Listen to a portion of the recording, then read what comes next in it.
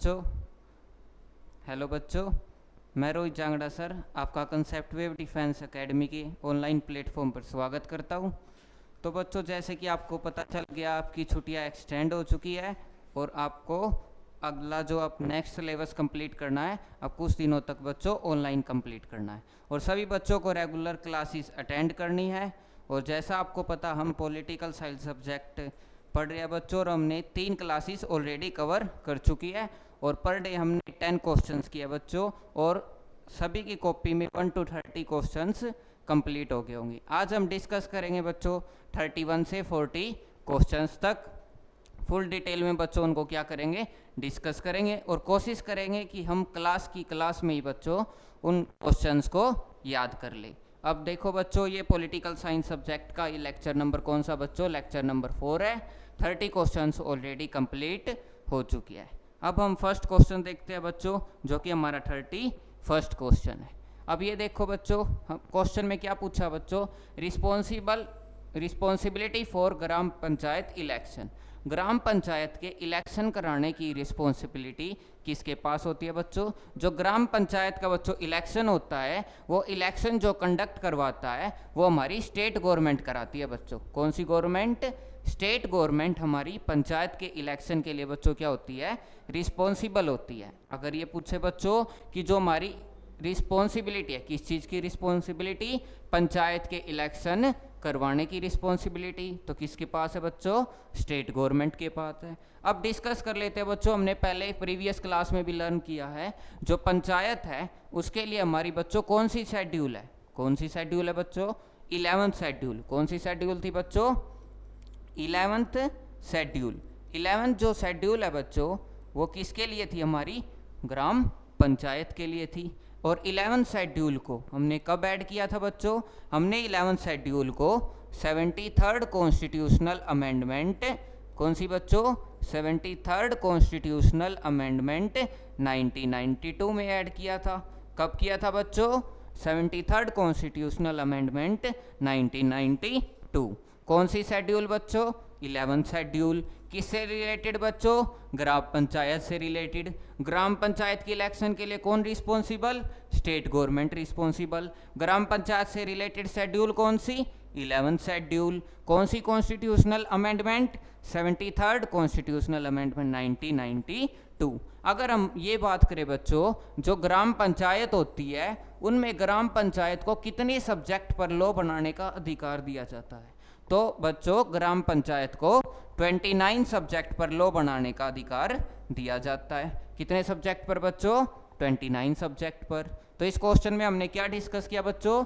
जो ग्राम पंचायत है उसके इलेक्शन के लिए कौन रिस्पॉन्सिबल होता है? State government. कौन सी गवर्नमेंट बच्चों? स्टेट गवर्नमेंट इलेक्शन के लिए क्या होगी बच्चों? रिस्पॉन्सिबल होगी। कौन सी गवर्नमेंट? स्टेट गवर्नमेंट इलेक्शन के लिए रिस्पॉन्सिबल होती है। और कौन सी शेड्यूल में वर्णन डिस्क्रिप्शन किया गया है ग्राम पंचायत का? 11th शेड्यूल में। कौन सा constitutional amendment? 73rd constitutional amendment 1992। कितने सब्जेक्ट के बारे में डिस्क्रिप्शन है बच्चों? 29 सब्जेक्ट के बारे में। तो बच्चों, ये साथ के साथ आपको नोट करना है और ये डिटेल एक्सप्लेनेशन भी नोट करने की ट्राई किया करो। और अब नेक्स्ट क्वेश्चन को डिस्कस करते हैं। नेक्स्ट क्वेश्चन है 73rd कॉन्स्टिट्यूशनल अमेंडमेंट 1992। ये तो अभी अभी डिस्कस किया था बच्चों। जो 73rd कॉन्स्टिट्यूशनल अमेंडमेंट 1992 है, अभी प्रीवियस क्वेश्चन में डिस्कस किया था बच्चों। किससे रिलेटेड थी ये? पंचायत से रिलेटेड थी बच्चों। किससे रिलेटेड थी? पंचायत से रिलेटेड थी। 73rd constitutional amendment 1992। और पंचायत में भी 73rd कॉन्स्टिट्यूशनल अमेंडमेंट 1992 पंचायत से रिलेटेड थी। और कौन से नंबर की शेड्यूल थी बच्चों? 11th schedule. कौन से नंबर की शेड्यूल थी बच्चों? 11th schedule. पंचायत से रिलेटेड कौन सी शेड्यूल? 11th schedule. और कब ऐड की गई थी? 1992 में। कब बच्चों? 1992 में। कौन से नंबर की? 73rd नंबर की। कौन सी schedule number? Schedule number 11th। किससे रिलेटेड? पंचायत से रिलेटेड। अगर पंचायत में सब्जेक्ट की बात करें तो बच्चों कितने सब्जेक्ट आते हैं पंचायत के अंदर? कितने सब्जेक्ट आते हैं बच्चों? 29 सब्जेक्ट आते हैं बच्चों, कितने सब्जेक्ट आते हैं 29। तो हमसे क्वेश्चन में यही पूछा बच्चों, जो 73rd कॉन्स्टिट्यूशनल अमेंडमेंट है वो किससे रिलेटेड है बच्चों, पंचायती राज से रिलेटेड, यानी पंचायत से रिलेटेड है। तो पंचायत से रिलेटेड 73rd कॉन्स्टिट्यूशनल अमेंडमेंट 1992। तो देखो बच्चों ये दोनों क्वेश्चन आपस में सिमिलर थे। इसमें भी ग्राम पंचायत के बारे में डिस्कस किया था कि 11th शेड्यूल उससे रिलेटेड है और 73rd कॉन्स्टिट्यूशनल 1992 में है। और उसमें रिस्पॉन्सिबिलिटी किसकी पूछी थी बच्चों, ग्राम पंचायत की इलेक्शन की। उसके लिए क्या था बच्चों, स्टेट गवर्नमेंट था। और सब्जेक्ट कितने थे बच्चों, 29th। अगले क्वेश्चन में जो हमारी डिटेल एक्सप्लेनेशन थी वही अगले में क्या बन गई बच्चों, क्वेश्चन बन गई कि 73rd कॉन्स्टिट्यूशनल अमेंडमेंट किससे रिलेटेड है, पंचायती राज से रिलेटेड है। अब नेक्स्ट क्वेश्चन को डिस्कस करते हैं बच्चों। The Panchayati Raj system was started. तो बच्चों देखो इस क्वेश्चन में क्या पूछा है, जो पंचायती राज सिस्टम है वो स्टार्टेड हुआ था, वो क्या बच्चों, 3 टायर सिस्टम। अब बच्चों ये 3 टायर सिस्टम का मतलब क्या है बच्चों, इसको ध्यान से समझो। जो हमारी पंचायत होती है बच्चों वो हमारी 3 लेवल पर होती है। कितने लेवल पर बच्चों, 3 लेवल पर। कौन कौन सी बच्चों, विलेज लेवल, पहली कौन सी बच्चों, village level. Second block level पर, सेकंड ब्लॉक लेवल पर। एंड थर्ड डिस्ट्रिक्ट लेवल पर, थर्ड बच्चों डिस्ट्रिक्ट लेवल पर। तो हमने क्या डिस्कस किया बच्चों, जो पंचायती राज सिस्टम है वो कितने टायर सिस्टम है, कितने टायर सिस्टम है बच्चों, 3 टायर सिस्टम है।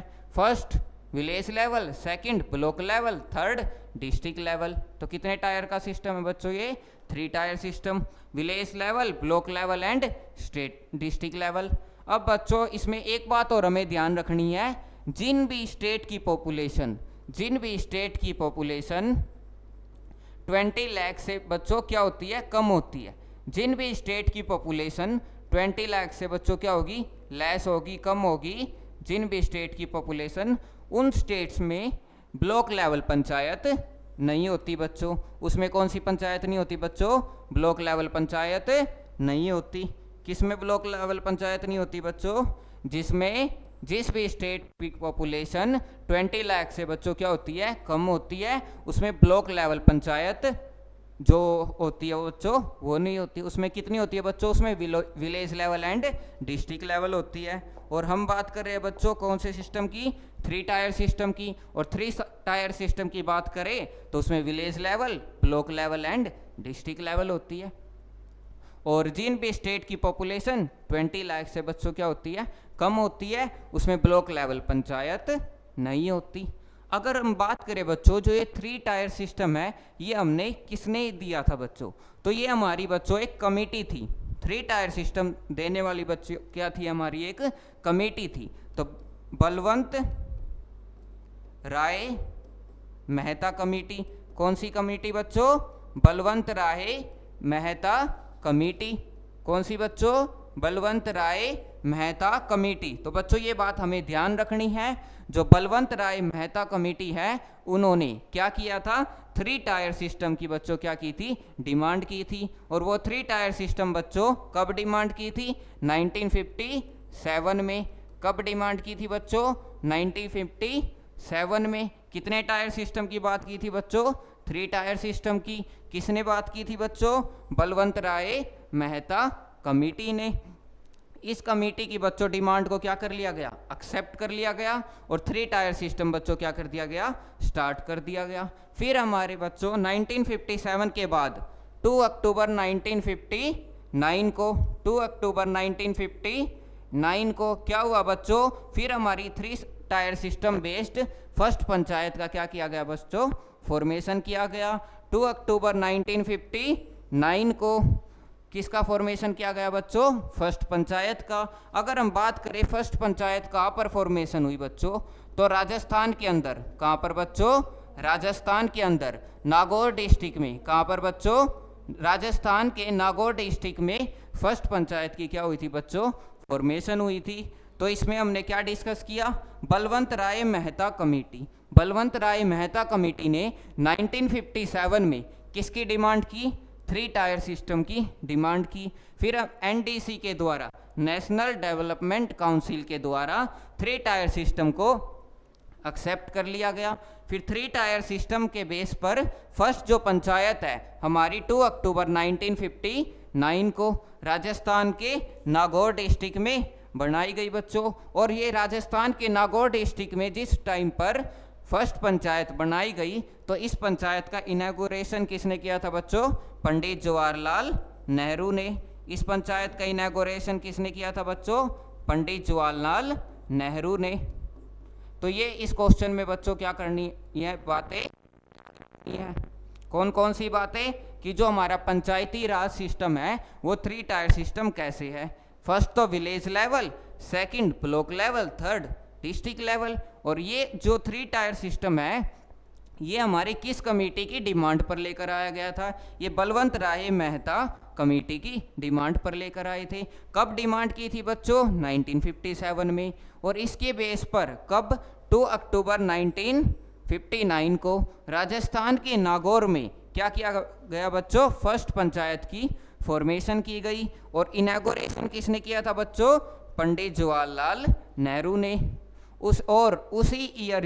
इसी ईयर ही सेकंड पंचायत की भी फॉर्मेशन हुई थी बच्चों। सेकंड पंचायत की भी इसी ईयर फॉर्मेशन की गई थी। लेकिन हमें फर्स्ट पंचायत का बच्चों क्या रखना है? याद रखना है। ये नाम बिल्कुल इंपॉर्टेंट है बच्चों। राजस्थान के नागौर डिस्ट्रिक्ट में फर्स्ट पंचायत की फॉर्मेशन और बलवंत राय मेहता कमेटी भी बच्चों क्या है? इंपॉर्टेंट है। और बलवंत राय मेहता कमेटी ने कितने टायर सिस्टम की बात की थी बच्चों? 3 टायर सिस्टम की बात की थी। अब नेक्स्ट क्वेश्चन को बच्चों क्या करते हैं? डिस्कस करते हैं। Provision of citizenship in India. अगर हम बात करें बच्चों इंडिया पे रहने पर हम कितनी कंट्रीज की सिटीजनशिप ले सकते हैं? अगर बात करें बच्चों सिटीजनशिप की तो सिटीजनशिप हमारे कॉन्स्टिट्यूशन के किस पार्ट के अंदर है? तो हमारा बच्चों जो सिटीजनशिप है वो हमारे कॉन्स्टिट्यूशन के पार्ट 2 के अंदर है। किसके अंदर है बच्चों? पार्ट 2 के अंदर है। जो पार्ट 2 है हमारा वो किससे रिलेटेड है बच्चों?